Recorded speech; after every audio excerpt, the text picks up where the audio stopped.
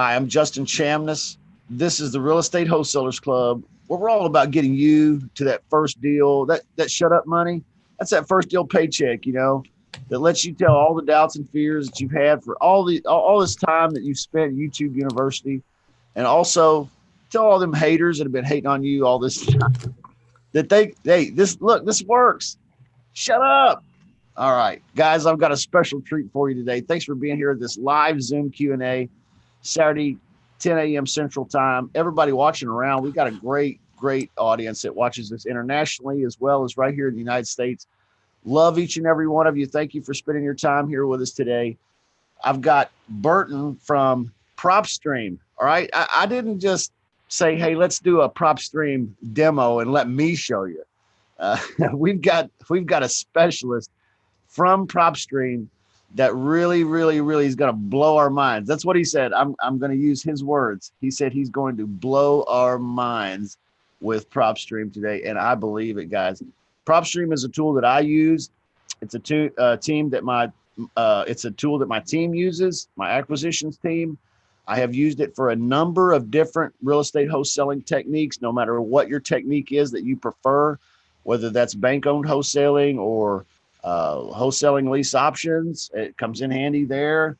Subject to, no matter what you're into, Propstream is an awesome tool, but it is pretty expansive. I mean, it's got a lot to offer. And so I thought, it kind of is overwhelming a little bit when you get inside. So much of what it does, it's just boom, right there in your face.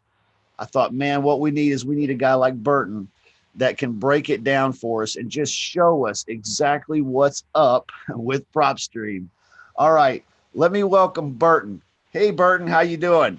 Hey, what's going on, Justin? Thanks for having me. Thanks, everyone, for joining. Again, my name is Burton. I'm with Propstream.com. The product specialist here, media relations specialist as well. My goal today is to essentially just give you guys a complete dive in of our application. So this is not a sales approach. This is kind of take you guys in I'm an investor perspective. So I'm going to show you guys what you can do with our platform, what details we're going to provide in our platform, the type of leads you can perform in our platform. And then not only that, but I'll show you guys the other elements that we have, from taking the leads that we just built to skip tracing them where you can get their phone numbers and emails, to then doing a campaign, which is allowing yourself to send direct postcards, ringless voicemails, and emails as well. Now, we've been in business for 14 years, so we didn't just show up out of nowhere. Here we are. We have this fancy system. We've actually been collecting data since 2005. So if you Google Propstream, you're going to see some very bad reviews from when we first started, because again, we were such a young company. This is investor built for investors. But over the 14 years, we've learned from people directly like you. In the last 7 years, I've talked to nothing but investors, lenders, agents, brokers, to get an understanding of where we need to head with our application. And lo and behold, today I'm going to show you exactly where we ended. So without further delay, let me show you guys my screen here and log in for you. So this is the login page. When you log in, yeah, make sure I have the right password. Hey, guys, also, let me throw in here that if you're interested in Propstream, Burton has made a special arrangement with me to be able to offer a link. I've got a link, and I'm going to put it in the comments section and the description of the videos and all these platforms, because we are out there everywhere, guys. And I'm going to put it down there. So if it's not there right now, come back and check. It will be there, because we're live right now, remember. So on the replay, it will be there. And if you want to click that link, it will save you some money. Okay, it will save you some money, and there is a free trial. He'll mention that.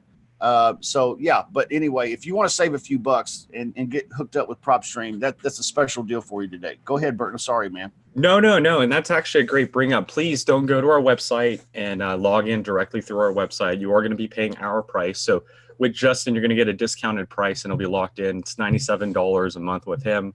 comes with a free trial. If you've accidentally signed up through us already, just send us an email, support@propstream.com. Let us know, hey, I'd like to switch it under Justin's name. We'll make sure we take care of that for you guys so you guys get that lower price. So thanks for bringing that up, Justin. I think that's a very important thing. That's awesome. Thank you, Burton. No problem. So guys, the first thing that's going to happen when you log in is we're going to actually capture your IP address and we're going to zoom in on your area. So I'm in Orange County, California, and the idea here was that we figured that's where you're going to invest in, right? Where you live, that's where you invest. But we've been collecting data nationwide, 14 years. You can actually search anywhere in the United States. Your playground is all of the United States. But before we jump into the searching and what happens when you search, let me take your attention to the left-hand side, which is our toolbar. Very important. Usually starts with your name at the top. This is important because you want to make sure that you have your name presented properly, because if you're going to be sending postcards from our platform, we're going to take your name in this section. We're going to make sure that's on the postcard for you. Same with emails. Any time you send a postcard, you can apply your own personal email on there or your business email. This is also going to be the email where we send you guys notifications.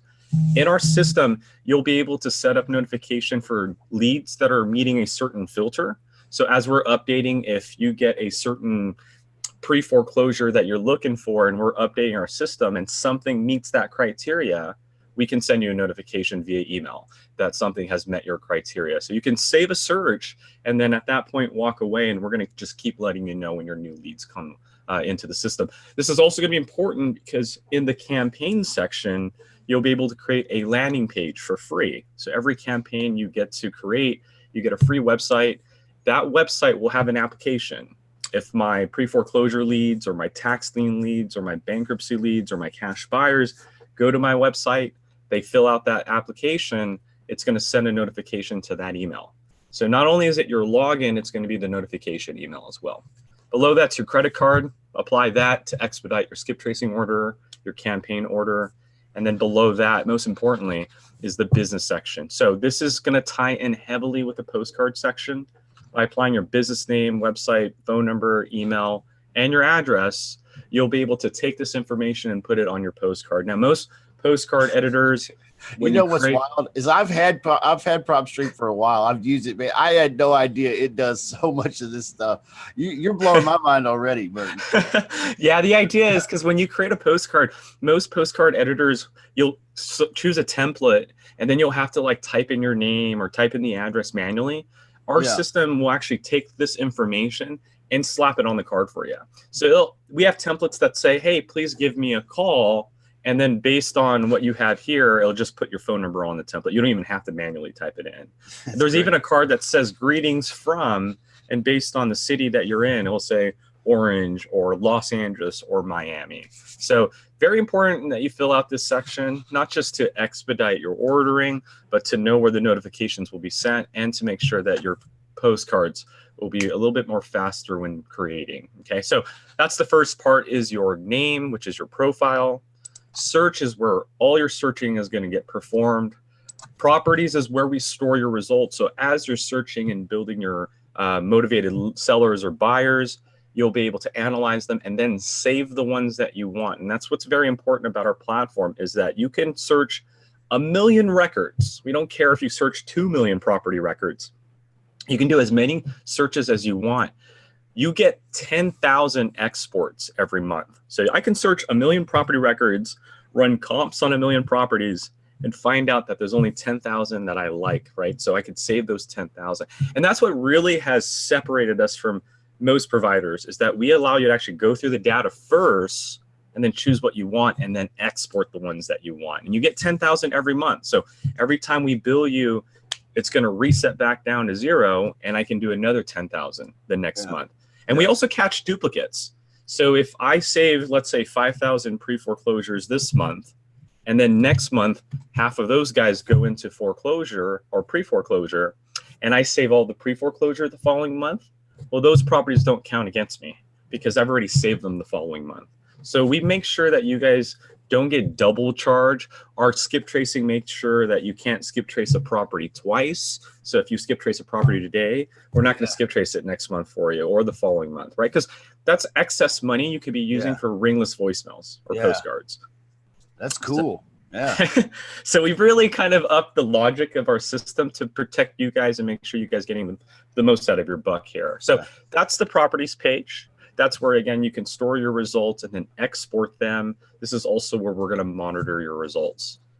Contacts is where you'll be able to manually edit your contacts that you save. So if you're like knocking on doors or talking to neighbors and they give you the owner's name or phone number, you can go in here, click on a person's name, and then manually edit their contact information.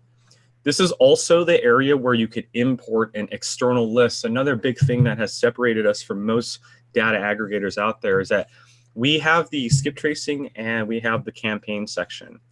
And we understand that we're not the only data providers out there.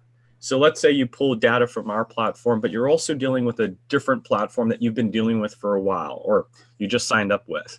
You can actually take the data that you pull from them and import it into our system so that you can skip trace it through our system and market to it, right? Because most data aggregators out there, I would say most 8 out of 10 of them, don't have a marketing element attached to it like we do, or any other campaign options like we do attached to it. So again, another thing that we are trying to do separately is we're a little bit open-minded. We're not trying to hoard our data and our data only.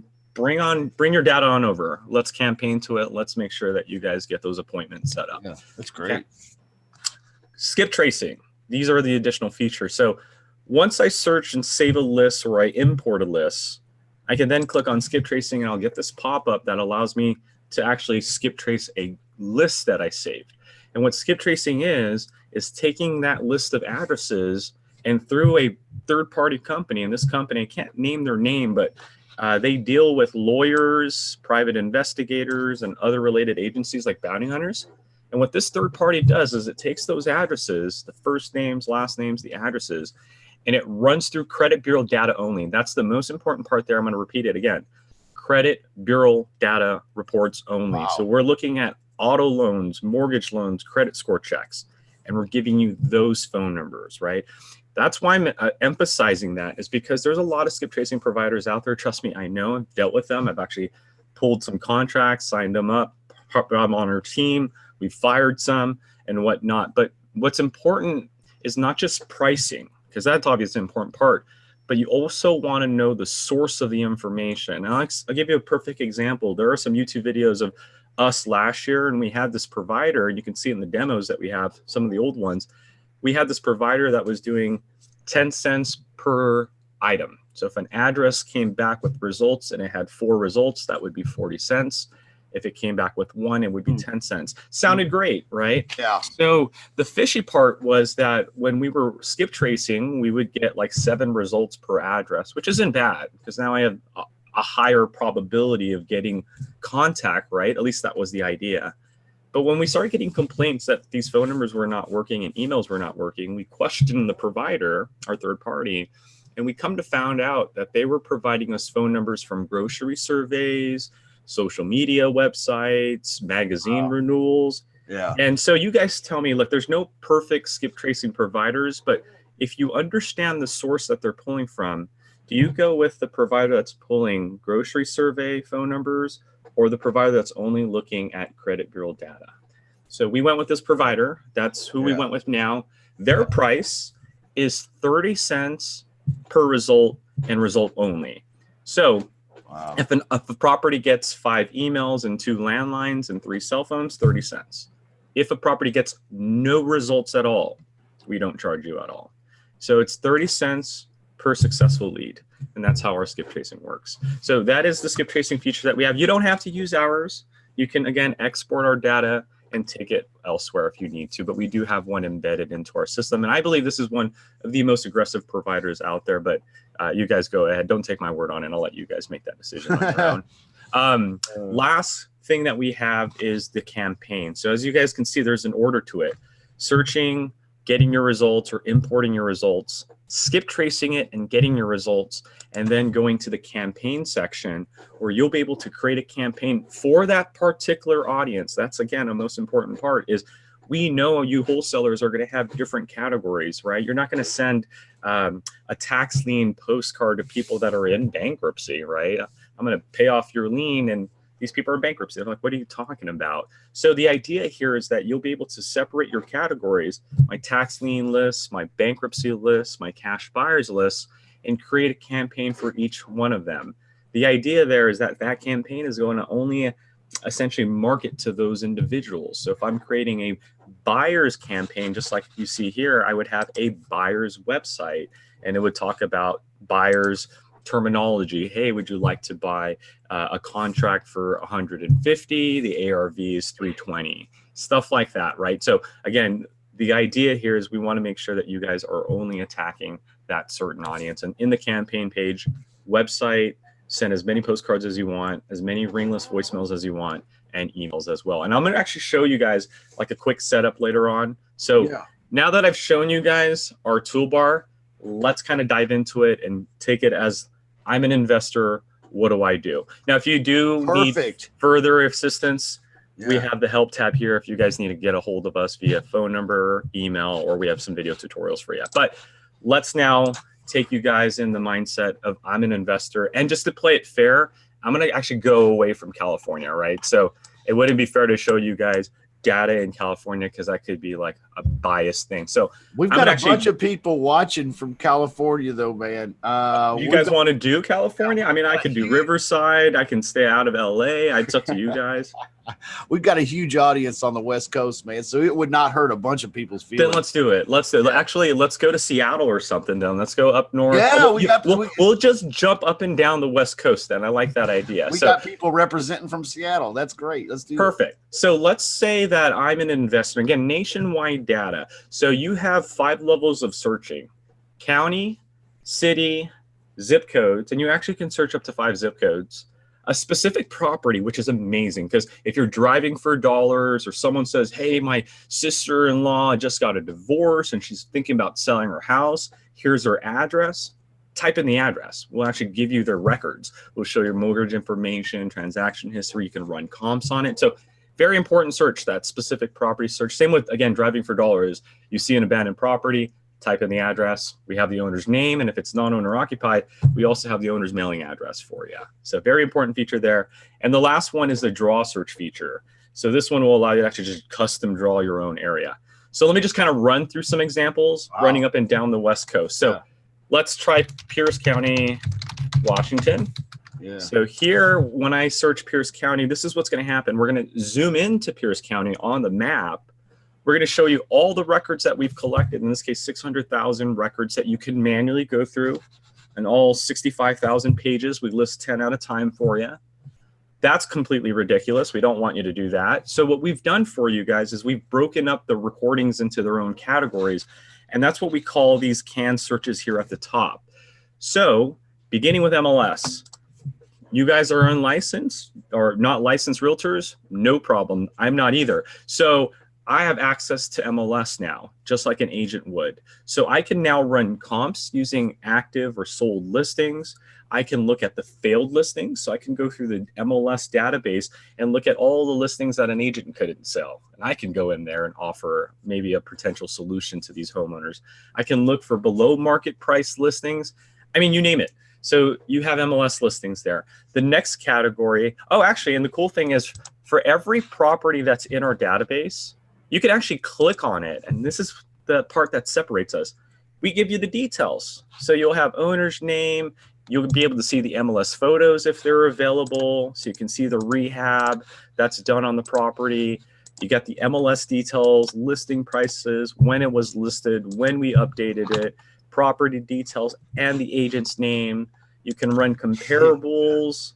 And phone number. Information. Phone number, yeah. The phone number will be acquired once we save the property and skip trace it. So we're giving you a lot of data on every single property. And what's important to note, what's very important to note, is between property details and comparables is where the story unfolds. So when I'm clicking on an MLS property, most of these properties will have an MLS details tab. But when I go to the pre-foreclosure, let's say I'm a wholesaler, I'm looking to find pre-foreclosure, and I click on one of the pre-foreclosure options, I'm going to see a pre-foreclosure tab. See, so we're kind of letting you know what's happening. And what's really happening here is we're taking county records and we're tying in with all of our other sources. our title company's information, our mortgage company's information, title company information. So it's all coming together. It's literally about 7 different sources, all on one page, so you guys can unfold a story before you pick up that call. Okay, so in some cases you might see a very elaborate story, something like someone's in pre-foreclosure, or there's an MLS. Here it is. Someone's in pre-foreclosure, and then we also notice that this property is also in our bankruptcy records. Wow. So there is also a bankruptcy on this property. So we went from pre-foreclosures to I found a property that's a little bit higher distress than all the other pre-foreclosure. This is a property that's in pre-foreclosure with the bankruptcy recording. Wow. So just like those people might be motivated, huh? Yeah, exactly. And you'll be able to control that, and I'll show you how. So pre-foreclosures, also to make your life easier. Some states have all sorts of different types of pre-foreclosures. If it's a state that does do that, we do separate the auctions for you. So you don't have to go through all the pre-foreclosures, to go through the auction ones. Click on auction. Here are the 341 that are up for auction. Again, you can click on them, and we'll tell you when the auction date will be, where it'll be held, the trustee, and so forth. Mortgage balance. You'll be able to determine, oh, okay, equity's pretty low. We might need to do a subject to on this property, or whatever your situation is, okay, or your solution is to that problem. We have foreclosures, bank-owned properties, REOs, cash buyers, my favorite. These are all the properties that were bought in cash, either by an individual or a corporate office. You'll have the ability to either control whether you're looking for an individual buyer or a corporate buyer. As a matter of fact, I'm going to show you guys a way to find a buyer that you can't find in any other platform. Not even a real estate agent can do this. So keep that in mind. Remind me. Whoa, that's a golden tip, right? Dude, you guys better write down my notes. So I'm literally not kidding. I'm going to show you guys how to find solid buyers, like the ones that you know for sure are buyers. Whoa. You're not going to, this isn't a type where, okay, I found a buyer in the last 6 months that bought a property in cash. Like, that's what most people do. 6 months, cash buyer, that's most likely a buyer. Okay, we know that, probably, right? Still a flip of the coin. I'm going to show you how to take that list and make sure that they are a buyer. And I'll explain that in a minute, okay? So liens are all involuntary. These are tax liens. So wait, let me explain that. So these are involuntary tax liens. There are voluntary liens like a mortgage or home equity line of clearance. Those are the loans or liens that you're volunteering for. Involuntary are like your HOA, tax liens, property tax liens, your utility, mechanical, someone suing you, or you're not paying child support. Yeah. What's important about liens, very important about liens, is clearly if you don't pay it, you're going to get into foreclosure. I mean, the court can judge that, hey, you're not paying this lien, we got to foreclose your property. And then based on the sale of the property, the liens will then be paid off first, and then you get whatever is left over. So why am I talking about that as an importance? Because in my market, Southern California, pre-foreclosures are very competitive. You're going to find that our system will allow you to find or control the level of motivation. So in my market, if pre-foreclosures are very competitive, I can find a person who has a lien that's not in pre-foreclosure. So I can perhaps contact that owner before all the other investors that are waiting for the pre-foreclosure to contact them, right? So I like to call this the smoke in the forest fire, right? If all of us investors are firemen, we wait for the fire. Most of us are waiting for the fire, and that's like your pre-foreclosure, the hottest distress list, right? Because when we see a pre-foreclosure recording, boom, let's go out there and put out that fire. But there are smoke that occurs before a fire, right? Sometimes you get to see the smoke before it erupts into a fire, and that's what I like about liens. Are you guys hearing that? And bankruptcy. This one tip right here, guys, is worth the entire episode right here. I mean, I'm going to have to, when this is done, Burton, I'm hitting rewind and watching this again, because you are staying true to your word, blowing our minds here. Yeah, I'm telling you, I deal with a lot of investors. I've talked with a lot of lenders. I've talked to the people that have just started a month ago, the people that have been in the investing world for decades. There are all sorts of strategy. And that's what I'm trying to explain to you guys, is that 5-10 years ago, the mindset before technology was, I got to go to the county and get a certain category, right? Bankruptcy or pre-foreclosure or tax liens. With technology, you have the ability to actually control that. You can layer things. You can say, okay, I want a tax lien but that's not in pre-foreclosure. So you're staying away from the competition. Yeah. So that way you can get to, I mean, they're not as highly distressed. So you might need to build a little bit more rapport, maybe take about a week or two longer to get into the mindset of the homeowner. Because again, they're not as distressed, but you guys are amazing at what you guys do, right? I can't tell you how to close a deal, but if you build that rapport just right, again, you're going to be finding people that are at the very beginning motivation stage. You build that rapport, and you might catch them before all the other investors do. Whereas before we were sending out massive amounts of postcards or yellow letters or whatever it is, just blanketing an area. And now you're talking about literally just cutting out all of the BS and getting right to a directed, niche down, specific marketing campaign that's hitting certain people that you suspect have a certain motivation. It's amazing. Absolutely. And I'm going to show you guys, I'm going to actually use that list. I'm going to show you how to create that smoke in the forest, right? So I'm going to show you how to stay away from the fire and use a certain filter to stay away from the whole, the competition. So that's the lien section. Again, involuntary, vacant. So let me give you guys an insider tip here. Anytime you're dealing with a data provider, whether it's us or the next provider, and they have a vacant list, first thing you need to know is it comes from the United States Postal Service. I'm willing to give you guys that information. It's not a hidden gem. It's public information. Anybody can get it. But vacant listings comes from the Postal Service. And why is that important? It's important because your definition of vacant as an investor is not the same definition as vacant from the Postal Office. So our definition as investors is an abandoned property, tall grass, there's probably a rusted car in the lawn, it's burned down, it's, you know, again, there's nobody there. That's our definition of vacant, right? Right. Their definition of vacant, Postal Service, is simply an address that hasn't been answering the mail for 3 weeks or more, and that is all. So if you don't answer your mail for 3 weeks, let's say you go on vacation for 3 weeks or more, and you forget to have someone answer your mail, your property will be on the vacant list, right? Obviously by accident. So what you need to do with this category is filter it. As you can see by me clicking on it, the first few are recently sold. And you guys are wondering, why are they recently sold? Let's think about this for a second, right? I sell you my house, you live in it, but I forget to forward my mail after I sell it to you, right? So a month or two goes by, you're now on the vacant list. You get what I'm saying? So now if an investor doesn't know the difference of vacant listing versus my definition of vacant as an investor, they're going to send you guys postcards. They're going to start sending these guys postcards. I want to buy your house. And who in the right mind is going to buy a house or sell a house they just bought less than a month ago or a month ago? Nobody. So you got to make sure, guys, you're filtering for last sell date or years of ownership, whether you're dealing with our platform or the next platform. So that is vacant. Again, United States Postal Service data. Good tip. Properties not answering the mail for 3 weeks or more. Last one we have here on the main page is high equity. This is just properties that have 50% or more in equity or $100,000 or more in equity.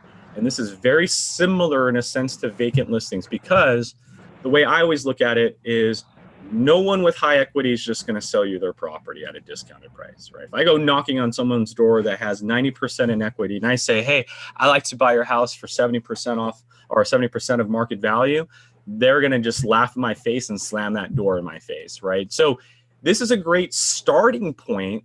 You guys got to make sure you start adding layers to it. And that's what I'm going to dive into next in just a second, where you guys can take a high equity list and start building motivation to it. So again, the way that I've always looked at it is you have your low equity categories. These are like your high equity properties, your free and clear, your cash buyers, people who have no level of distress to even want to sell property for a discounted price. And then you have your mid-level distress. So think of it as like a bar climbing up, right? So you have your low equity or your low distress situations, cash buyers, high equity, free and clear properties. And then you have your smoke I was talking about, bankruptcies, divorce, liens, some sort of situation that's causing some level of distress.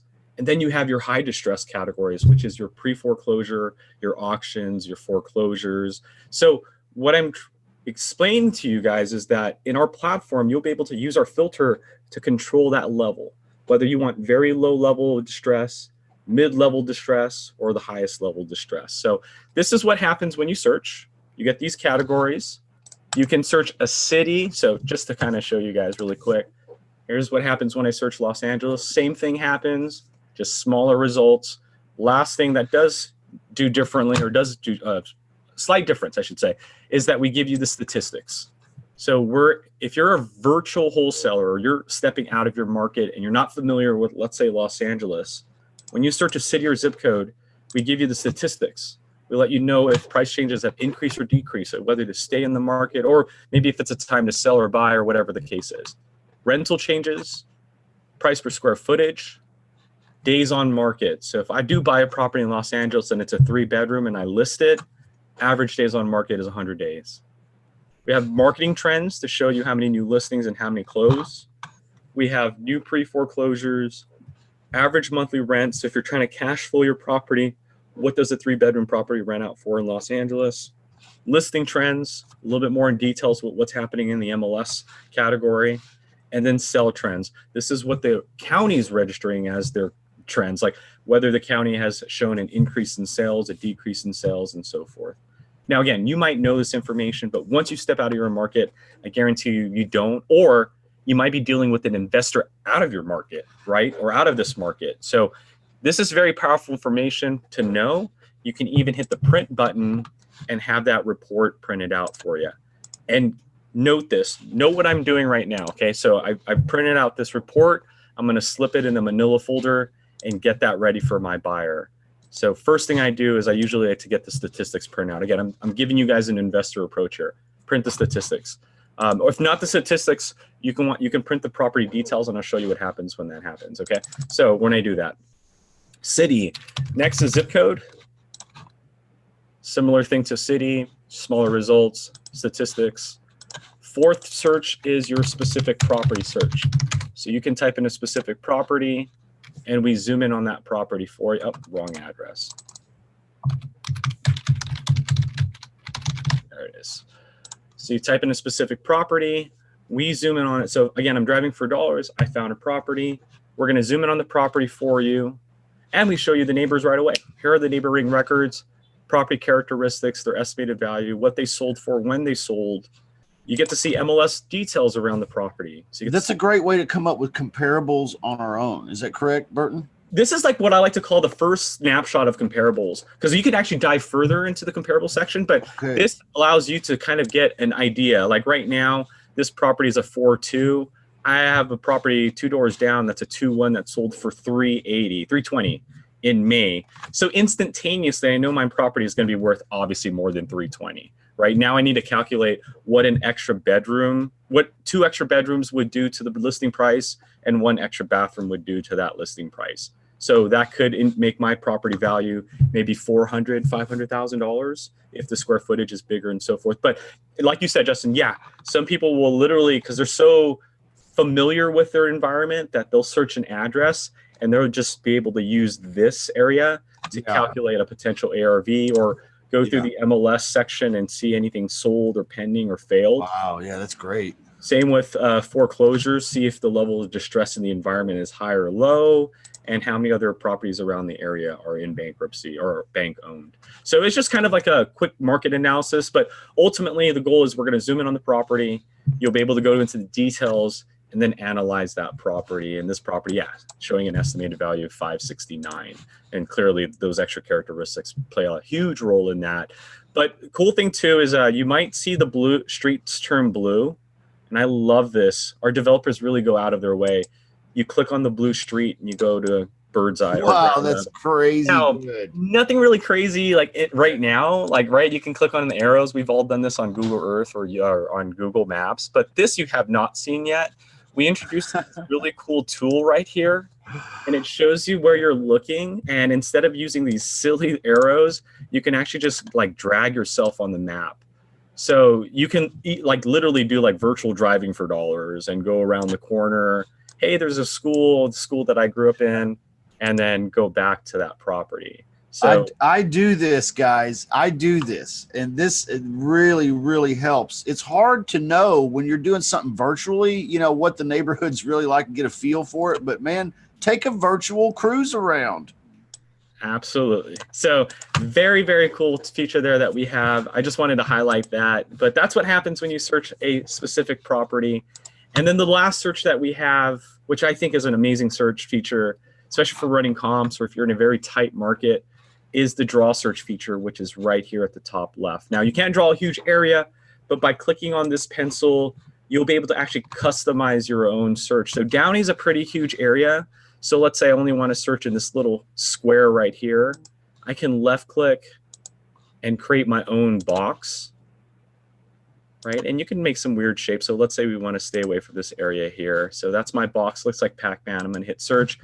And now it's only giving me results in that shape. So it shows me all the MLS, all the pre-foreclosures, all the cash buyers in that given area. Now, I think that's very powerful, again, because if you're dealing in a tight area, or if you're in a very, like, let's say downtown Chicago, downtown New York, where literally 2 blocks down the road is a whole different zoning, you might need to use this feature. Now, I think it's powerful too, because I like to stack it with our analytics, which is here at the top right.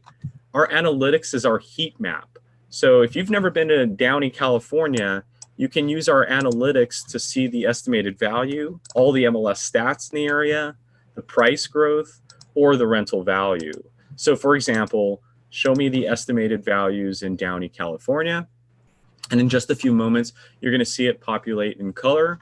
Red represents all the $1 million properties, light blue 100 or less, green in between, like a quarter or $500,000 more.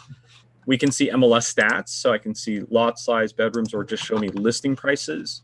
So we can see where the $1 million listings are in Downey. We can see the $100,000 listings are below. Price growth, show me how Downey has grown in the last year or the last 3 years. And then rental value, show me how Downey's rental prices look like. And again, guys, because we have that specific property search, we have over 200 million property records that you can go through. So what I mean is you can actually zoom in on the areas, and we're going to show you the actual dots for each property. So I see a really red one. Oh, I'm interested in that. I can click on that, and it's going to show me the property details of that property. Oh, there's a little lag there, but there it is. See, so it doesn't even have to be a property in any of these categories. And in fact, let's see if it's any of these categories. Oh, there's a lien on it. Okay, so not only is there a lien on property, but if I did get this property, because it has a lien, I can rent it out for potentially $5,200 a month, right? Again, so we have specific property data, so you can click on parcels and get records on those property. So this is the heat map. I wanted to show you guys that because for me, it goes hand in hand with the draw search feature, because I can say, show me how Downey has grown in the last, let's say 5 years or 3 years. Let's do 3 years because that's too red. Okay, here's a little denser red area. So now I'm going to use the draw search feature and just search this area. So instead of searching all of Downey, I'm searching an area that has grown by 100% in the last 3 years. Now I can find my pre-foreclosures, my liens, my divorces and bankruptcies in this given area of Downey. So those are the types of searches that you guys can perform in our platform. I wanted to make sure that you guys are very familiar with that. Okay, so now let's get to the bread and butter. So I'm a real estate investor in Los Angeles, California. Pre-foreclosures in our market are very, very competitive. And if you guys are in California, Los Angeles, you guys are probably nodding your head right now. So as I mentioned, I'm trying to create a situation where I'm trying to stay away from pre-foreclosures because they're competitive. And another thing that we do out here is we obviously want to stay away from properties that are on the market, on the MLS, because then we have to wait for it to expire or, obviously, and that could be like 6 months. In our market, it's usually about 6 to 9 months before a property expires on the market. So what do? Well, I search Los Angeles and I can go through any of these categories. In this case, I can go through the lien category, but there's 60,000 records almost. So I don't want to do that manually. So what I'm going to do is I'm going to go to the filter and I'm going to custom create my own search. So what the filter allows you to do is go through 100 different options. And so essentially, I'm going to be able to take this 56,000 records and custom create it. So the first thing we're going to ask you is, do you want an owner-occupied property, yes or no? So if you're looking for an absentee owner, you would hit no. If you're like me and you like to knock on doors, I'm going to hit yes. If you want both, you're going to hit any. The next thing you're going to do is you're going to choose the category you want us to filter downwards, right? So if we leave it blank, we'll take whatever your filters are down below and go through every category. But in this case, I'm not trying to do that. What I'm trying to do is just go through the lien category. I'm trying to find someone who's at that early stage of distress. Once I'm done choosing the occupancy and the list type, I then choose the property characteristics. So I can say, okay, now that we're down to 21,000 records instead of 56, simply by choosing owner occupied, show me the ones that are owner occupied but single family. So now we're down to 17,000. I can also apply minimum and maximum bedroom square footage, year built, bathrooms, lot square footage, and or home features. And I can also stack. So I can say single family and the multifamily properties at the same time. So we went from 1,700 back up to 21,000. Maybe my buyers only want a certain property type. So year built 2000 or before. So now we're down to 20,000. Once we're done with property characteristics, this is when we start beginning the layering process. So now we're dealing with the MLS status. So what we're doing here is we're taking the lien category, or any category for that matter, and cross-referencing it with the MLS. So in this section, we'll be able to specify an agent's description, like a certain word in the agent's description of the MLS, the type of status of that MLS, the listing amount, the listing date, the days on market, whether it's listed as a rental, whether it's listed below market price, or for most of us, whether it's on market, yes, no, or any. Now, most of us, what we'll do is say no, right? You guys are probably nodding your head. But remember, we can get creative now that you have this filtering system. So most of us would have done on market no. Some advanced investors would have done failed, right? So what does that let me know? Well, here are people that have a lien on their property that called an agent already, and it failed while it was listed with an agent. So guess what? As a wholesaler, that's good for me, right? Because that's one avenue the homeowner no longer has, right? Yeah. So I can now go in there and confidently knowing that they've exhausted one option already. Yeah. The options now are you have to sell it yourself, you have to go into pre-foreclosure, take my offer, or pay off that lien. That is sick, Burton. Yeah, absolutely. Again, you can come up with some advanced stuff, whether it's failed. I had a guy do this and it made me cringe until explain it to me, but he was looking for active listings. And you guys are probably like, ugh, why would you do that? And I agree. Well, why would you want to look for an active listing? You have to wait for it to expire. But what he was doing was active listings, and he was looking for a certain minimum days on market. So in my market, things last about 6 months to 9 months. So I would do days on market 180 days, the 6 month mark. So here are 144 properties that have a lien that are currently active on the market right now, but they've been on there for 6 months. So they're about ready to expire. Do I A, wait for them to fail, or do I B, go ahead and contact them now and build that rapport now, so when it does fail, they can call me right away, right? So you can come up with some really cool situations. Again, you got to be creative, but you can come up with situations that you would have never heard about because of this elaborate filtering. So let's, again, keep it basic. We'll just do on market no, but you guys saw what I did. I hope you're taking notes. There's a lot of cool things you can do with the MLS status. Once we're done there, we then can go to the foreclosure status. So again, now that we've taken the lien and cross-referenced it with the MLS results, we can now take the lien section, or any section for that matter, and cross-reference it with our pre-foreclosures, auctions, and foreclosures. So here, we can say we want a lien that's in pre-foreclosure with a certain document type, listed last month, default amount, let's say $100,000, or it has an auction date in November. So these are some of the filters that you can play with, right? But as I told you, in my market, pre-foreclosures are very competitive. So how do I stay away from that? Go to foreclosure status and choose none. So I have 17,000 properties that have a lien either against the homeowner or the property that have not yet reached out to a broker and have not yet gotten an NOD or a notice of trustee sale yet, right? So again, this is that smoke in that rainforest. While everyone's looking at the fire, I'm over here looking at that smoke and going, okay, what's over there? Let me go check it out, right? It could be nothing, but if it erupts into fire, I'm the first one there. So keep that in mind. So once I'm done with foreclosure status, so that's, again, layering 2 categories already, I'm now going to go to ownership info. And this is where I can play with the years of ownership, the type of owner. So I can look for individually owned properties, or when it last sold, similar to years of ownership, what it's last sold for, whether the owner is registered out of state, or whether the property is also registered vacant. So I think this is important because let's say I'm looking for an absentee owner. I now can look for an absentee owner that's in a different state.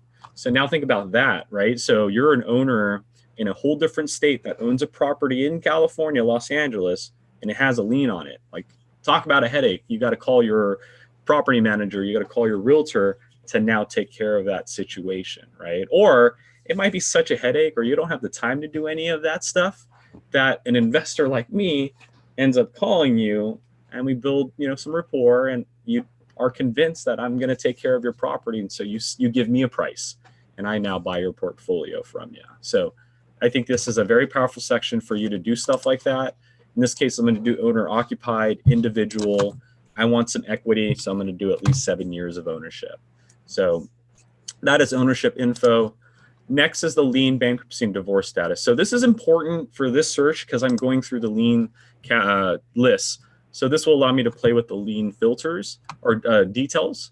This is also important if you're looking for bankruptcy recordings or divorce recordings. Okay, so in this section here, I can play with the recording date. Every state has a different level of enforcing a lien. Some will enforce a lien in 90 days, some will do it in 3 years. Got to know your market.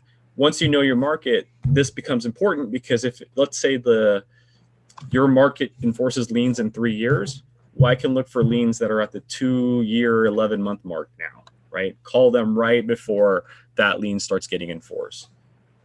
I can choose the lien type. I can also layer. So not only does this property has a lien, but it has a divorce or has a bankruptcy and so forth. Just be careful when you do too many layering. Again, you're getting too specific and it's not really going to happen. Like, what situation is a property failed, pre-foreclosure, bankruptcy, and divorce? You know what I mean? Like, it does happen. Don't get me wrong. Rare. It's a bad day for somebody. Don't expect to get, very bad day. Don't expect to get thousands of results in those types of categories, right? But again, this is important for this search because I'm trying to stay away from pre-foreclosures. I'm looking for off-market properties. So liens is a category I'm looking for, but here are some liens that are 700, 900. Here's one that's 500. These guys can pay off these liens and they're no longer, the smoke is gone, right? So how do I get rid of those guys? Lien amount. This allows me to control the motivation.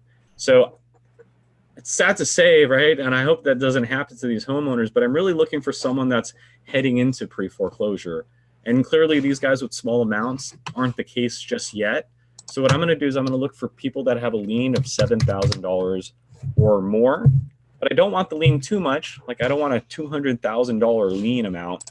So I'm going to make sure that it's under $30,000. So between $7,000 and $30,000, this allows me to know, okay, here's a person who has an income tax lien, $15,000, right? So not only you have to pay your mortgage, your car payments, your insurance, your kids' schooling, but now you're faced with this income tax lien that you have to pay for. And if you don't pay that lien, it's obviously going to cause foreclosure on your home. And here's an owner that has a lien and he's extending it, right? His only resolution right now is to call the state and say, hey, can you keep extending my lien? Like, I don't have the money to pay that right now. And this is telling me that he's doing that. So this would be a great lead in right now.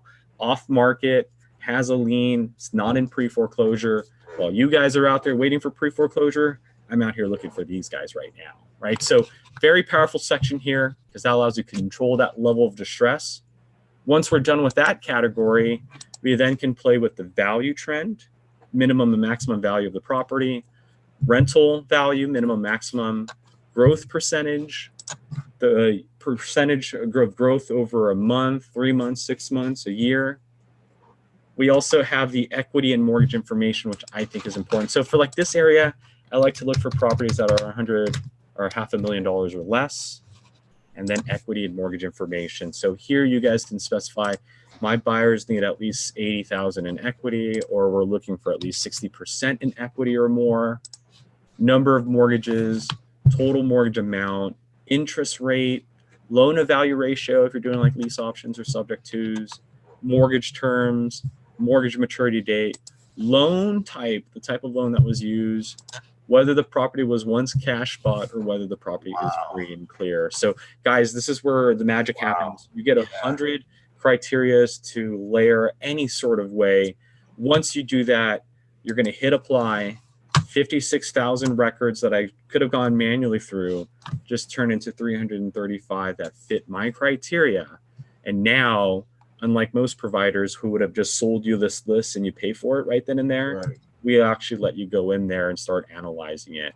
So this is the property details page, guys. I'm going to go over this in just a second now, but before I talk about the details, here's one thing I recommend that you do if you have an elaborate filter. After you hit apply and before you go into the details, click save search, because you can name that search. You can call it the LA off-market liens, apply your description, like your summary of your details or your filter. You can replace one of our boxes here at the top. I don't recommend it because I usually like to see what I'm starting with when I search an area. If you don't replace a box, we'll store it in all searches for you here at the top. And last but not least, this is why I'm talking about this, set up notifications. You can get emailed immediately, daily, or weekly if tomorrow 335 turns into 340. If tomorrow it turns into 340, you're going to get an email that says, hey, 5 new properties have meet your LA off-market category. So set up that notification, because now as you've built your list, you can go out and about and we're going to become your personal assistant. We're going to say, hey, you got some new properties that meet your criteria. And it's also going to be cool because when you log out and log back in, right, you don't have to type in that stuff again, LA with those elaborate filters. Just go to all searches, find your result here. So just go through all your searches. Oh, there it is. Click on it. And we're back to square one like we were yesterday. Except this time, if I did get an email, it would say 340. And numbers 1 through 5, the 5 new ones would now be the new 1 through 5. So we're always making sure the new ones are at top. So you, again, will get an email that says, hey, Wow, 5 that's new great. ones, numbers 1 through 5 are the new ones. I'm Yeah. going to check them off and look at them. You might get an email that says, hey, you have 70 new ones. Well, okay, you don't want to check off all 70. So just filter right here. Oh man, I hate to admit this, Burton, but this one tip right here, what you're showing me right now, is going to save me and my team like countless hours every day. We did not know. I did not know that we could sort it like that. I mean, Oh man, absolutely. Yeah. And I like, as you guys see, I have filters for days. I have Riverside buyers, I have LA County buyers, I have like MLS failed buyers. I mean, you can create as many notifications as you need. So however many categories you deal with, I highly encourage it, because now once you set it all up, sit back and relax, and we're going to be emailing you with all the new leads, because that's what you're paying for, right? You're paying $97 a month to get a system, not just for data. This is what we do a little bit different than the rest, is we not only give you data, but I think it's, well, I have to call, we do data differently. We take that data and give it to you the way we give it to you, but we also like to play with it by setting up notifications and then marketing to it and running analysis on it and stuff like that. So I wanted to show you guys that save search feature. Once you save your search, then I would recommend diving into the details. And so in the details, again, is where the story unfolds. So let me kind of show you that every property you click on will have property details. And as I mentioned earlier, guys, things will change based on the story. So let's look at this property as an example. When I click on the property, it's going to show me an image of the property at the top. If we have MLS photos, you will have the photos available. If not, bird's eye view and street view is what you'll have access to. Okay, so just note that. Now, below that photo is the property characteristics, which is very important to note. We'll leave that there for you. We'll show you the estimated value that we've calculated using our patented algorithm. We use MLS comps, county comps, other variables. Again, this is our algorithm. You don't need to go by it, right? So if you're like me, you don't trust computers because you watch too many Terminator movies, perfectly fine. That's just giving you what we believe it is. You guys can run your own comps and get your own ARV. Below that is off-market status. So clearly I asked for something off-market, so it's going to say off-market. Distress, is it in pre-foreclosure, foreclosure? No, because I asked for it not to be in pre-foreclosure, foreclosure. Yeah. Liens, what's the lien amount? In this case, 11,000, again, between 7 and 30,000, so that's good. Owner's individual, as I asked, it's owner occupied, which I asked for, and it's a single family or multifamily, which I asked for. To the right, again, we have estimated value and when the property last sold. So $102,000 back in 1997 was the initial sell date. The 5-year trend of this property, the comparables. So we believe there are 10 comps within a half-mile radius, valuing at an average of 461 with 75 days on the market. And here are the comps in the last year and how it's trended. And then opportunity. So we're able to calculate a mortgage balance using our mortgage records. We take the mortgage balance, subtract the estimated from the estimated value, and that is what gives us the estimated equity. Again, you don't have to go by our estimated value. If you go to the comps and let's say you run your own comps, you get $450,000. Well, 450 minus that mortgage balance, that's your estimated equity now, right? So that's how that whole thing works.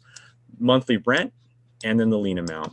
Now, all of this information, including mortgage balance, is scattered in this field right here, in these categories here. So beginning with property details, I know the owner. I can see if the owner has a different mailing address. Property characteristics, site information. Sometimes you'll see HOA information, assessment information, last sale information, which includes mortgage information down below. We have the lien details. So now you can just see what type of lien she has. She has a federal tax lien. So it's not against the property, which is good, but it's good to know because if I do go in there and say, hey, I'll give you $120,000 in cash to buy your balance out and, you know, to get you out of your situation, she might say no because on the back of her head, $120,000 isn't going to take care of the lien as well. It's going to take care of her balance, but it's not going to take care of that lien, right? So maybe preemptively, we need to understand that we might need to go more than 120. We might need to maybe even offer 140 or 150.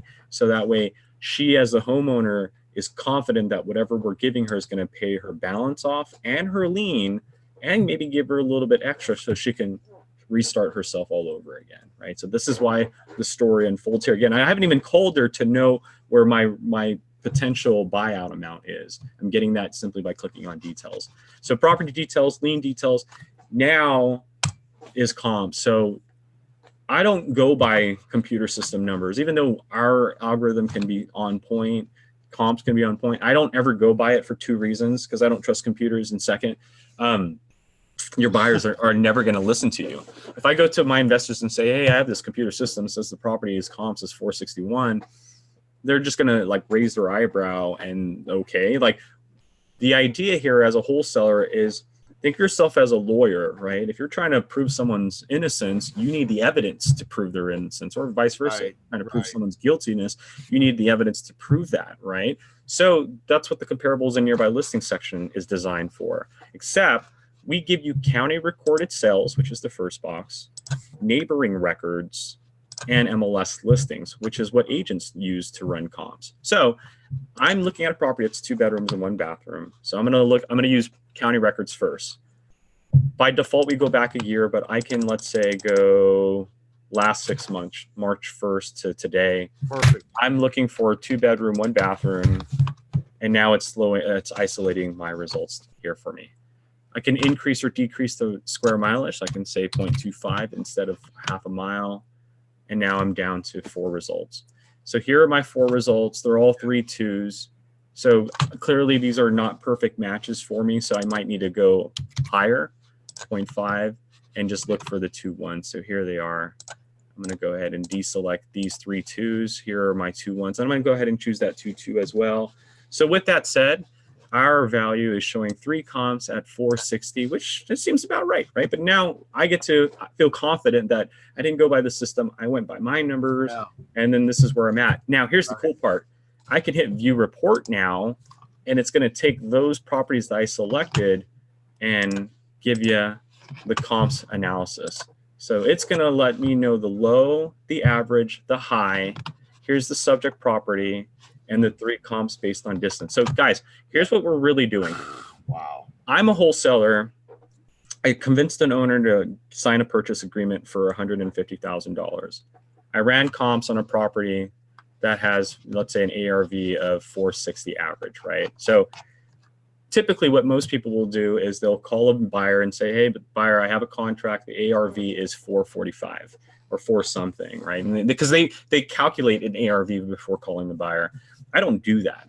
The reason why I don't do that is because if I calculate an ARV, I could be wrong, utterly wrong, right? Because ultimately an ARV, there's no rocket science to it. It could be a theoretical number. You need to have the evidence to justify your ARV. This is why running comps is important. But the way we do it is we take your comps and we give you a low, an average, and a high. So what we're really doing is we're putting the ARV in the plate of the buyer. We're saying, look, I have a contract. Yeah, it's worth $150,000 or $200,000, right? But here's what you can get out of it depending on how you rehab it. Because I don't know what the buyer is going to do. He can use all the cheap material. He can use all the designer material.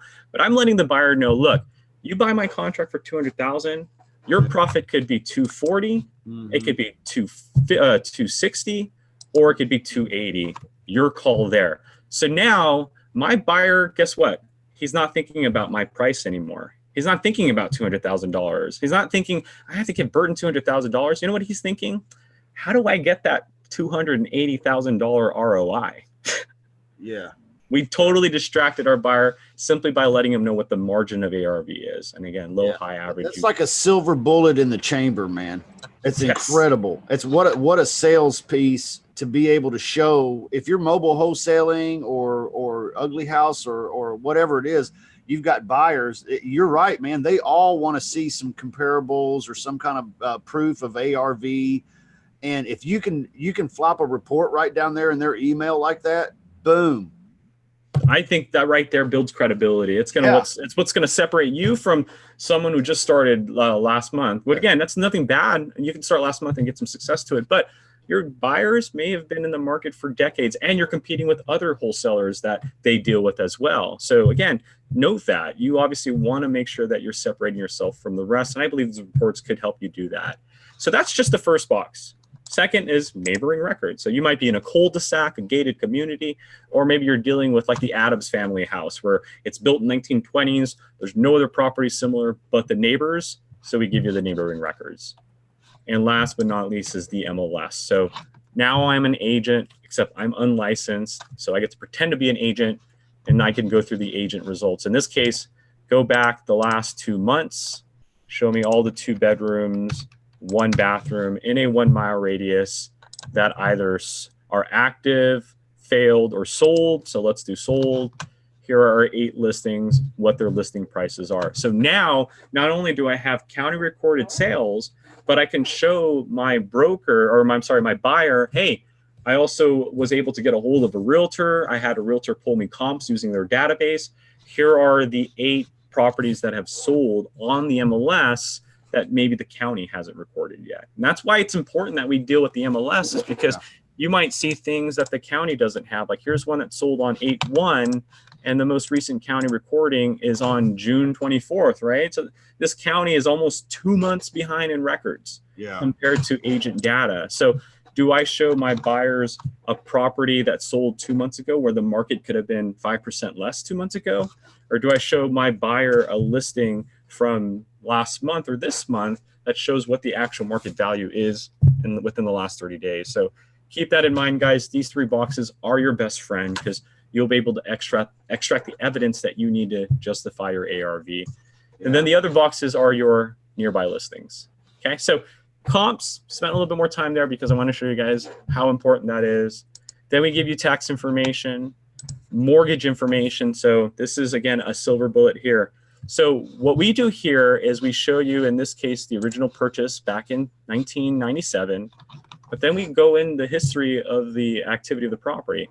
So we're able to see that Dasha here has pulled several refinances. So refinance the property, equity, refinance, equity, looks like a refinance, and then looks like might have pulled out equity again one more time. So actually refinanced or pulled equity on the remaining balance within the year. So because of that last transaction, it resets everything, right? We're no longer looking at the original balance or original loan, because if we were, the balance would say $40,000, and that's not true because this person is actually pulled out of the property. So we know that the last one used was 2 years ago. So we calculate that balance, and that's why we come up with this balance. We're not just make-believing these numbers. These numbers are coming from a certain record, and then we analyze or reverse calculate the payments for you. Transaction history confirms these documents. And then documents and reports. So here I can print the analysis wizard reports if I use that here at the top. The accessors map, which is $1.50, or the deed of the property if it's available. So every property in our system has this layout, guys. So take advantage of that. Wow. You'll be able to even hit the print button, and that takes everything. Because how do I explain this property to an investor? Hey, dude, I just found this property. I think you'll love it. Yada, yada, yada. Like, no one can do that, right? So hit the print button, and we're going to give you this amazing report that looks like this. Shows you the property, characteristics, the comparables, the opportunity, last market information, any lien history, owner history. Here are the comps, listed comps, and the statistics. Okay, so guys, if you want to look, guys, if you want to look better than you are, right? This makes you look better than you are, right? Exactly. So two things. I just hit print on the property. I get this layout. I ran my comps, and I have my comps report. So I, again, get my Manila folder. I put this property in there. I put my comps report. So now my conversation with my buyer, hey, I think I have this property. You might be interested. Here are the property details. They're going to look at this and go, what the hell? And then I'm going to say, oh, hey, by the way, I ran my own comps as well using county records. Here's what I think the ARV range is. I'm not going to tell you what the ARV is, but here's what I think the range could be depending on how you rehab it. 2 pieces of paper. I think our contract is going to be sold in a matter of a few weeks or more, right? Because that's the whole goal, is we need to separate ourselves from the people that are using pen and pad. Again, nothing wrong with that. It's just a lot of people are doing that. So you don't want to jump into that field. Same thing with finding leads. A lot of people are jumping into pre-foreclosure, so you don't want to just do that. Not to say that you shouldn't. If you can, do it, because if you could get a lead from a pre-foreclosure category, you're amazing. You're going to get a discounted price, but it's very competitive. So just know that, okay? So that's the print button. You then have the analysis, which allows you to run your numbers, your mortgage information, income, expenses, and sales. So what this is doing is, this is more for like the fix and flippers or the cash flow individual. This will allow you to put your numbers to calculate what your cash flow would be, or your ROI in the next 5 years, or in the next, let's say, 6 months or so, okay? Yeah. So that's the analysis wizard. And last but not least is the rehab calculator. So the rehab calculator, I'll just go over it really quick. What this does is, we've dealt with the company called Blue Hammer, and this allows you to calculate rehab costs at a local level. So in our industry, what most people will do is do a rough estimate. Someone will say, this market, it's about $35 per square foot. Right. Yeah. You can do that. Nothing wrong with that. But the problem that could happen is you might end up taking away from your homeowner. Essentially, your homeowner could have gotten more money, or your assignment fee could have been a lot larger, right? Either or, however you want to approach it. So what the rehab calculator is designed to do is, we've worked with a company called Blue Hammer. Once you save the property and click on rehab calculator, it's going to say, okay, well, you're in Los Angeles. Here's the address. Let's start a new project. And now what we're going to be able to do is, we're going to be able to either create our own project. So I can look for individual actions like bathroom, I need a toilet, I need you to remove and reset. So as I'm putting up my own line items, Blue Hammer is going to say, okay, it's going to be 2 hours for that. You're going to need these pieces. It's $50 for that. So it's going to build my report and the costs of that report. Or if you're like me and you have absolutely no idea how to do any of that stuff, go to Popular Projects, because Blue Hammer has been doing this for years, and they're showing us what most rehabbers like yourself would do. Appliances, bathrooms, ceilings, kitchens, flooring, electrical, exterior painting, interior painting. So let's say bathroom. I walk into a house, I have an appointment, the bathroom is destroyed. I'm going to go in there, I'm going to need to do the toilet, the shower, or just do complete remodel. Wow. Choose the type of the remodel: shower, tub shower, separated tub shower. Yeah. So shower only, ceramic tile. This is we crazy. can use designer, cheap, or in between. Yeah. And then where are you making the repairs? In the bathroom. 3, 2, 1. Here is your local level cost in Los Angeles. Wow. $11,000 to do a complete bathroom model in Los Angeles. And it makes sense. We have a lot of contractors in our market who are always willing to undercut the next guy out there. If you go to Home Depot or Lowe's, buy all the parts and pieces yourself, $4,900 on average. Here are all the line items, guys. So it's things that you wouldn't even think of as a first-time investor, right? Like removing the toilet paper holder. Oh, that makes sense. Removing the medicine cabinet. That makes sense. Wow. But even has things like hand carrying the trash. You guys even think about that, right? Like when you take the tub, where is that going to go? Is it going to stay in your living room? No, you got to take it out of your living room into the trash bin.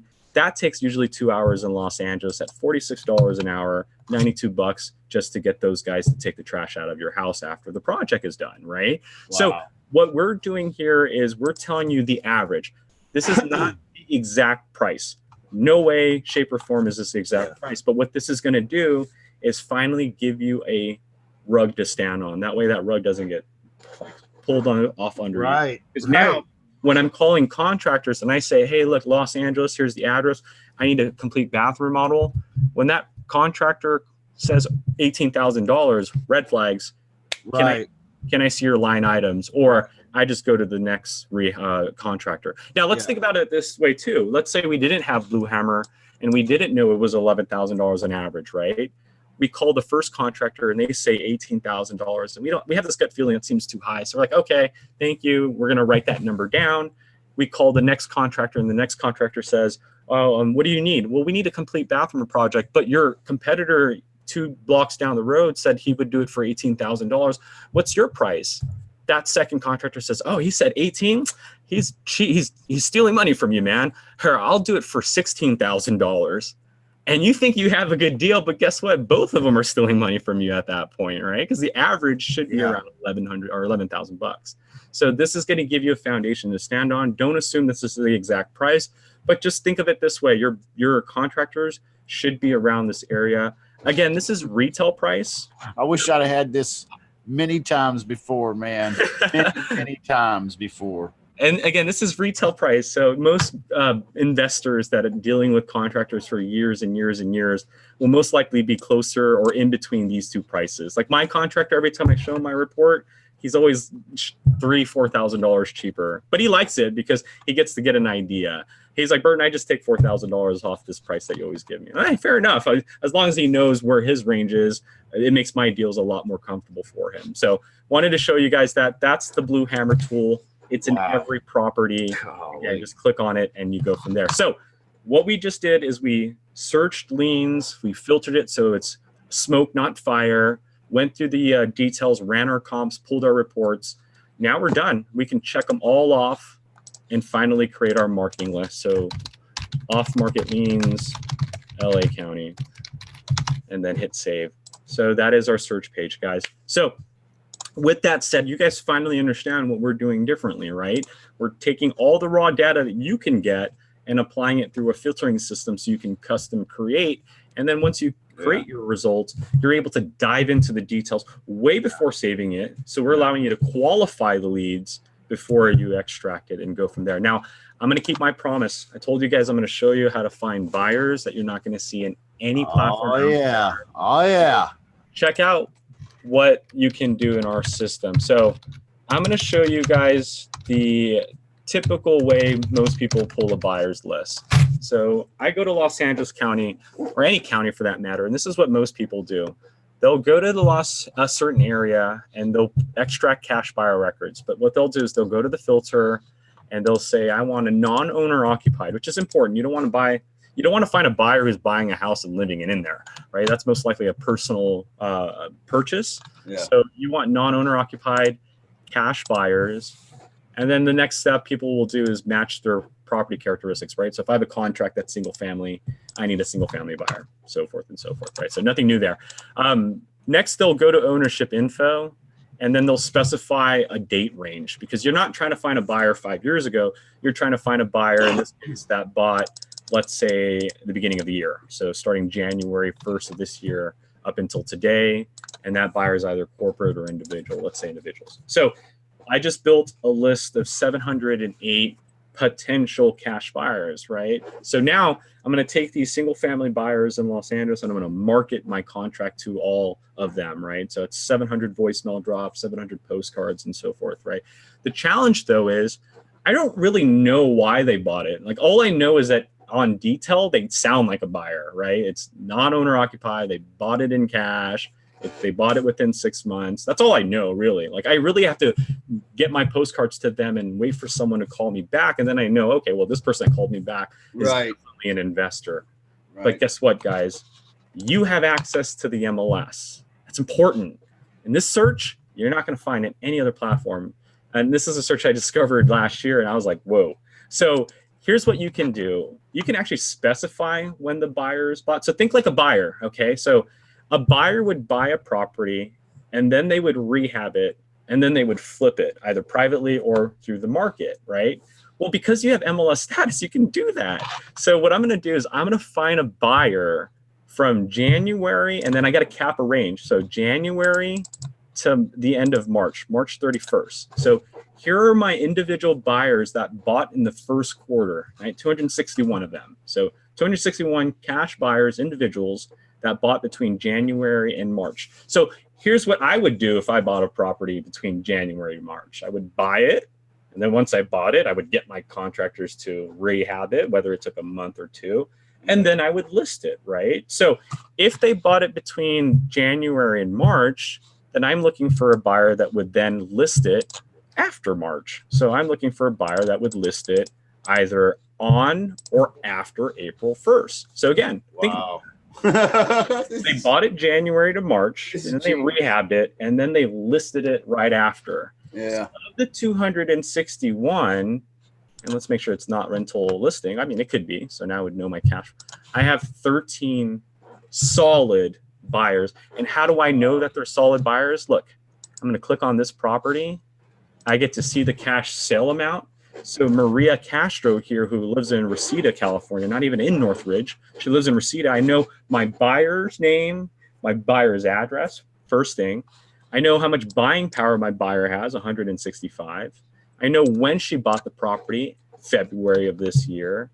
And because I have MLS details, I know what she's listing the property for. Wow. Did you guys see how much money she's making? Yeah. 165 versus what was it? 665? That's a $500,000 profit, and I get to see her rehab. Look at the rehab she did. Wow, look at that. Guys, this isn't just a buyer that bought a property and I don't know what they did with it. Right. This is a buyer that bought a property and then listed it right after. And here's her rehab. Wow. So she must have found a very distressed homeowner, maybe using our system. You never know. So she found a distressed buyer, bought it from Mario. Could have been her husband. So man, looks like maybe it's a family relative, but bought from him and then listed the property for 665. And guess what? That's for every one of them. I can go to this one. Let's see. This one looks like a good one. Oh, this one looks nice. So this one, 250, and is listed for 389, $39,000 profit. So I know my buyer is Ulrich Usher, and his address in Lancaster. So again, you can ask a real estate agent right now, or if you're one, ask yourself, can I do this in my platform? No. I've investors, lenders, bankers, contract. No one has this. And all I did was took two records from two different databases, county records, MLS records, and came up with a situation. Find me the person that bought it first in cash and then listed it right after. And I have my 13 results in LA County. Or guess what? I can go to Miami with the same filters. So I haven't changed anything yet.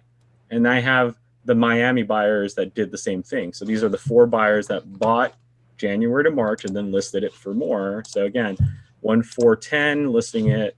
Oh, this one took a loss. Oh, no. This one bought it right after. So you get to, oh, maybe that's a loss because of the weathering. So that's what you guys get to see. So I wanted to show you guys that because that's a very powerful way of searching cash buyers, just taking advantage of having access to the MLS. Yeah, that's great. So, now with that said, let's just kind of all wrap it up. So I've searched and I've saved, goes in the property page.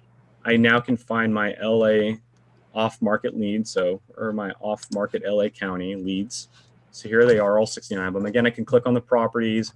I can check them off, remove them, add them to a different group or add them to a different list, or hit the export. And this is where most of you guys are going to end your relationship with us for the time being, right? You already have your skip tracing provider, your marketing provider. You're just here for the data. So check them all off, hit the export button, and on with the show. If you want to manually edit contact information, go to the contacts page. You'll be able to find their address, find their name, click on it, manually edit it.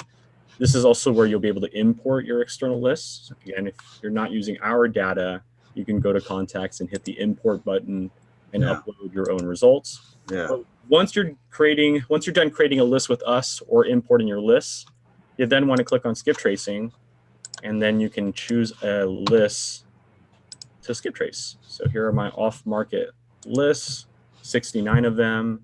I'm going to go ahead and hit done. Next. It's 30 cents per lead, $20.70. It's a hold amount, so they're going to put a $20 hold on my card. They're going to go get the results for me. So off-market LA leans. I'm going to go ahead and hit done. When you place your order, it gets stored in the contacts page. So just look for the date and the name. So here are my off-market liens. Right now it's currently processing. But once it's completed, this is what it's going to look like. It's going to say completed, and the phone numbers and emails will be in there automatically for you. Wow. So again, no results. With results, now I have a motivated sellers list with phone numbers and emails. Yeah. And now check them off, Yeah. hit the export button, and start cold calling or upload it to a CRM. Mm-hmm. Or if I don't have the ability to do any of that, I can use the internal campaign page, which allows me to now create a new campaign. So off-market LA leans, choose a list to market to. So I can find my off-market lists. But instead of choosing that one, I'm going to choose my skip trace one, because this is the ones with phone numbers and emails. So I'm going to choose that one. And then I'm going to go ahead and hit save. You've successfully created your off-market LA leans. First thing we want you to do is create a website. You don't have to. You can go straight to an activity like a postcard, voicemail, or email, or go straight into a campaign dashboard. So the dashboard shows you the dashboard. So name of the campaign, when you created it, your website's not set up. Again, you can have as many campaigns as you like. Every campaign gets its own website, as many postcards as you want. If you want to create a website, it's easy. Just hit setup, name the website, Burton, the investor, the hero, I don't know, the buyer's best friend of 2019. I like it. So something like that, right? Burton, the buyer's best friend, contact email, what would you like notifications to be sent to? If you upload your own design, you can check this off and we'll store it with our other templates. You can start with the blank design, so you can upload your background, logo, 5 images, change your header text, body text. You can use our template if you want. So we have one here for you. This is what it looks like. Would you like to make 250K, right? So I have a contract for Wow. 100K. This is like 10 minutes or less, Burton. Yep. I mean, that's amazing. 12K, give me a call. Right, so here it is, preview what it looks like on an actual website. And right now, you see this right here? I can't click on it because it's not active. I hit publish, it's active. I click on it, website's a live website now. Wow. So now I can fill out this form, Burton, email burton@propstream.com, yada, yada, yada, yada. Oh, I man. need help, give me a call, and then hit send, and then I have a I believe potentially. And now you're going to get an email that says you've gotten, I think I might have gotten that email, so I'll open that up really quick and show you guys what it would look like. But that's a website. So websites created for these 69 people.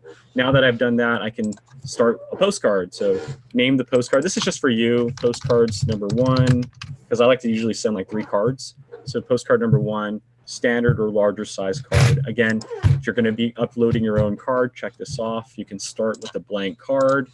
So you can upload your front image, your back image. You can create your own card.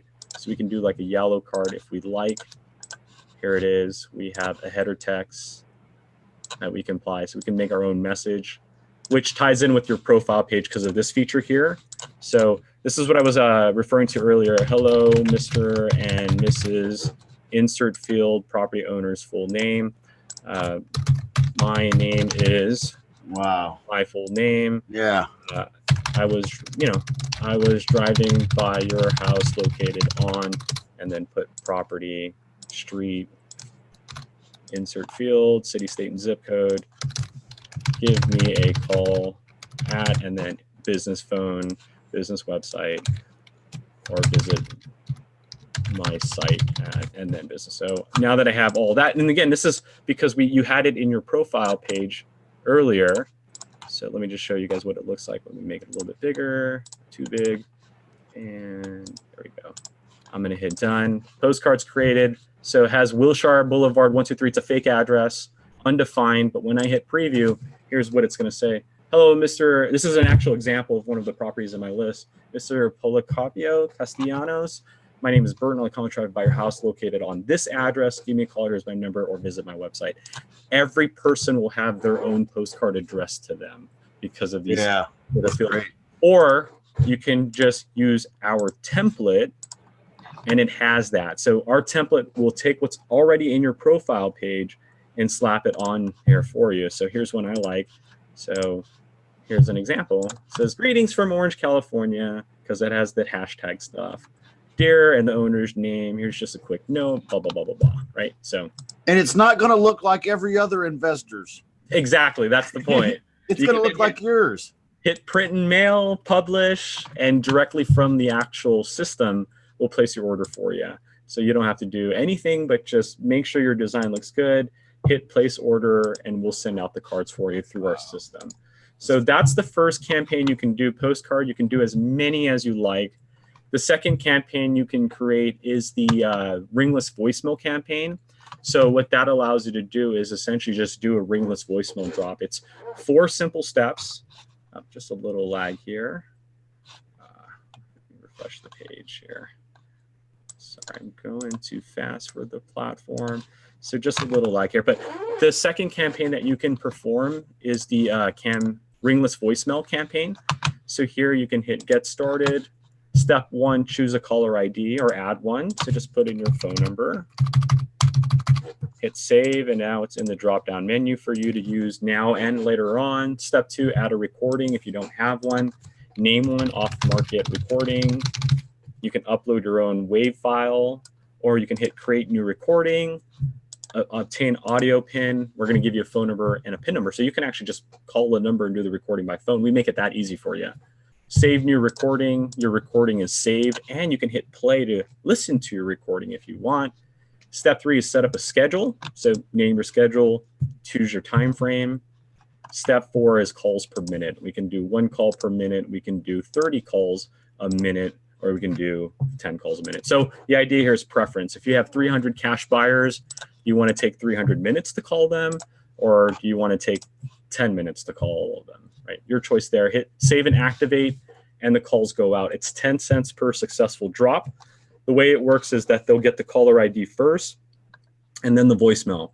The voicemail has to be delivered in order for us to charge you 10 cents. So if the voicemail isn't delivered because their voicemail box is not set up or it's full, we don't charge you for that service at all. So note, has to be set up or has to be delivered for it to be a successful delivery and 10 cents to be charged.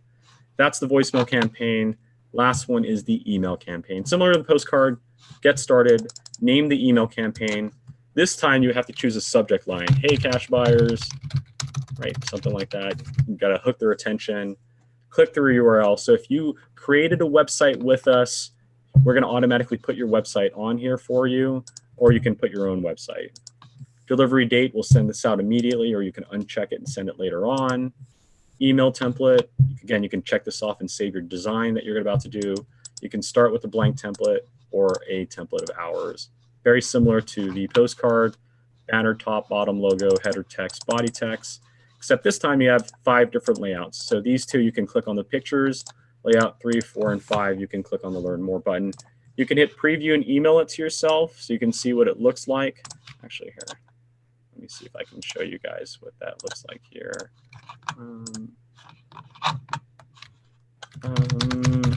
Should have gotten some examples here. So here it is. Okay, so hey, cash buyers, here's the preview of the email. This is what it looks like. And then if I click on Learn, so I'm a cash buyer. Oh yeah, I like what Burton's trying to offer here. I'm going to click on Learn More. Oh, here's Burton's website that he just created. All right, oh, looks good. I could make 250. Yeah, I want to make 250. I'm going to fill out my name. Right. Hit send. And when I hit send, this is what Burton, the investor, is going to get. He's going to get this notification that says, hey, you got a new message from this website. So I know which campaign it's from, and it says Burton, the name, the phone number, email, and hey, I need help, give me a call. So you see this complete circle that we're doing, guys, where we went from searching to analyzing, saving, printing out reports, to saving them, skip tracing them, and then campaigning to them, and it all came back in a circle. Now I'm getting phone calls. Now with the skip tracing, it's very fast. As a matter of fact, I think the list is done. So just to show you guys here how fast we do it. So my LA buyers completed, phone numbers, just like that. See that? And we don't charge you for all of it. Remember I told you we only put the hold amount. So 69 people were uploaded, 64 results. Remember how it said $20.70? It's actually $19.20 that I'm being charged, because we don't charge you for the ones that get no results. So that's how fast our skip tracing is, guys. Wow, that's so great. With that said, that is Propstream in a nutshell. I hope you guys enjoyed it. Make sure you guys, again, don't sign up directly through us. Make sure to sign up through Justin's link. You guys will get a discounted price. But I wanted to show you guys, this is what people are doing in our platform. You haven't heard about us because we don't market. We don't do commercials. This isn't for everybody. This is for the people that really understand the intricacy of how you can now find leads in this day and age using technology, right? I mean, again, if we go back 10 years, we were going to the county getting a stack of pre-foreclosure. Technology has allowed us to custom build our own categories, whether it's certain buyers that are listing it, pre-foreclosures or off-market one. Here's another one I want to share with you guys. I saw someone doing a tired landlord list, searched an area, went non-owner occupied, free and clear properties, owner was individual, and 10 years of ownership, right? This isn't a list you can find at the county, but here are 16,000 non-owner occupied properties that have been rented out, right? Because it's non-owner by an individual. Most likely they're renting it out. I have 16 potential leads that you can't find at the county.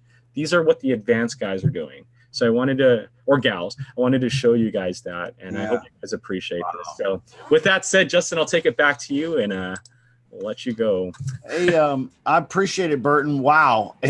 Are you guys as staggered by this as I am? I mean, I have used Propstream for quite a while now, and my team uses it and we love it. But man, like I said when I started this, it is so expansive. They offer literally so much. I didn't even myself have any idea of what all. Burton, is it okay if we take 10 more minutes and just open up the floor for some Q&A real quick, man? I can do about 5. I got 5-10 minutes to spare. Okay, awesome. Let's just do 5-10 minutes, guys. If you want to unmute your microphone and ask some questions, Burton is definitely qualified. So he has shown us that. Anybody got a question, go ahead and unmute your microphone and jump on in here. For years, I struggled at getting data as a real estate wholesaler, being an unlicensed person. I'm not a realtor or anything like that. So it was like I was always asking me a realtor, hey, can you help me out with this? And, I'd find me one every now and then that would. And, something would happen, they'd move or something would go wrong. They wouldn't be making enough money just with me or, and I'd lose that relationship and I'd lose my ability to get to data. I've even tried to talk realtors into giving me access to the RPR system, and I've had that work for periods of time. But when I've discovered Propstream, I was like, oh, this is the answer for me. Definitely. Who's got a question for Burton? I do. All right, Kelly. Hi, Burton. Thank you so much for this presentation. When you have that MLS access, is that pretty much nationwide as far as pulling comps and stuff? I mean, we have nationwide coverage. The only challenge that we're faced with is a terminology called syndication. So the way it works is that the agents and brokers are the ultimate say. So when we go up to, let's say you, Kelly, you're a broker, we have to ask you for your data. So we say, Kelly, we'd like your data. You have a price point. It's never the same across the board. So if you decide to syndicate with us, we pay you and we get your data and you send it on over. But you have stipulations. You'll say things like, don't put my sell amount on there, or don't put my characteristics on there, or my agent description on there. So it's the first challenge that we face with is the syndication process. So if we're lucky, and right now we've been very lucky because we've been around for 14 years and you guys have seen our popularity grow in the last few months. Our coverage right now is about 92-93% nationwide direct MLS. And the best way to know if it's direct, actually I have to show you this here, is that when you're searching an area, and let's say you're searching Miami and you're looking at MLS, our MLS category is both direct and indirect results. So to know if it's a direct MLS property, when you click on the property, there's two things you want to look for. If there's photos, most likely it's direct, because again, we only get the photos if the broker allows the copyrights to be released. And when I go to MLS details, there's a characteristics applied, like you'll see agent description or interior features. That's how you know it's actually direct from an agent. So you'll see that stuff here. So let's see if I can find one with agent description. Let's see if I can go to a different market really quick. Let's do this, single family. So that way I can show you guys agent descriptions here, right here. So we'll see. Okay, wow. So we have some indirect ones here. There it is. So when you start seeing interior features, you know that that's coming. So we unfortunately are trying to work a system to where we can show you the direct sources and indirect sources, but right now it's a mixture of the two. So in every market, I would say the 85-15 percentage, where 85% of a zip code's results that we have are coming directly from that board. The 15% are the agents that are like, nope, we don't want to give you our data, so we have to get it from a third party, something like a local company that's able to get it from that agent, or some other major providers that you guys have heard of, like CoreLogic, First American, and so forth. I got you. I appreciate that. Yeah, no, that's a great question as well. And as a matter of fact, we're always on the hunt for new data. So if you guys actually take this note down, if any of you guys are in an area where we're lacking in data, two things. If we're lacking in data, meaning we don't have the list type, that doesn't necessarily mean that we don't have the property records. So there are times people will call in and they'll say things like, I don't like using your platform because you don't have probates. And that's right, we don't have probates, but you can type in the address of that probate and we can show you the mortgage information, transaction history, you can run comps on it. So you went from, I don't know anything about these probates, to Propstream is able to give you the 80% of information on there. So keep that in mind, great. But let us also know too, because we don't mind pinging the actual county or the MLS board in that area and see what we can get out of it. So if you see a zip code that has like 0 pre-foreclosures or 0 liens, just send us an email. We'll let you know whether we can get it or we're not able to get it because of like a non-disclosure clause. Like Texas is one of them where we just cannot get any sell amount at all. Texas, New Mexico, and there are like 14 states that are non-disclosure where they just don't give us any sell amount at all. As a matter of fact, if you guys are in a non-disclosure state, you're probably going to want to use our MLS listings to run comps, because MLS aren't held by the non-disclosure clauses. You can actually go through our MLS records and look at the sell amounts versus county records in those areas that don't give you the sell record amount. Excellent. Great. Thank you very much. Excellent. Maurice, one last question. You got your mic unmuted. Do you have a question for Burton? Yes. So I really was just wondering about if the rules, I guess, and methods still apply depending on what region of the United States you're looking at. We were looking at the West Coast just now, Los Angeles, and I live in New York. So I want to know if the same methodology should be used. Absolutely. Well, I mean, if you're a wholesaler, your ultimate goal really is motivation, equity, and then negotiation at that point. So our records, like if you're in New York, let's actually take a look at that. So we can type in New York City, and it's going to just New York. So, and it's going to populate with New York's results on there for you. So here in New York, I have MLS listings, pre-foreclosures, liens. I can use the same filters that you saw me use earlier in this market. Now, obviously, what's different is in terms of laws, policies, and document types.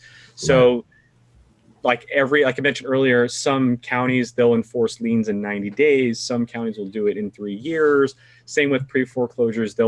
You're either in a non-judicial state or a judicial state. So before a pre-foreclosure can get filed, a court case a les pendens has to occur first. So it would vary, but ultimately the strategy would be the same across the board.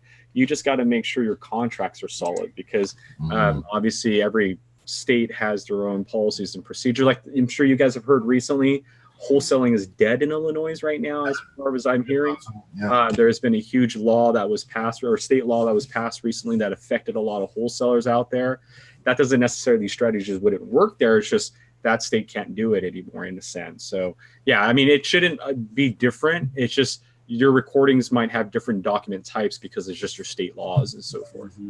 Okay. Thank you so much. Yeah, Yeah, I'm gonna have to. Maybe you too, Maurice, but I'm gonna have to go back and watch this replay, man, and just like track Burton while he's going through this, because man, he sped through it. I know we've been here for a while, but he sped through it and he showed us everything. Boom, boom, boom, boom, boom. Awesome.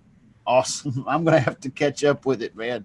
Burton, I appreciate it, man. I really do. Guys. It's the least I can do. And if you guys need another one of these sessions, let me know. I'd be happy to schedule another one in the future for you guys. Okay, I appreciate it, Burton, and thank you for spending all this time with us.